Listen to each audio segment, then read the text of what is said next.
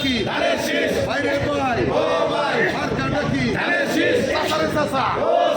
মার্কাটা কি দোকানদার ভাই মার্কাটা কি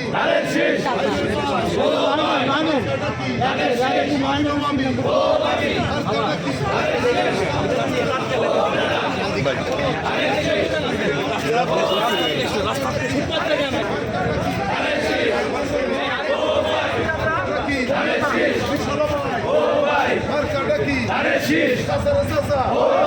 মার্কাটা কি ভাইরে ভাই মার্কাটা কি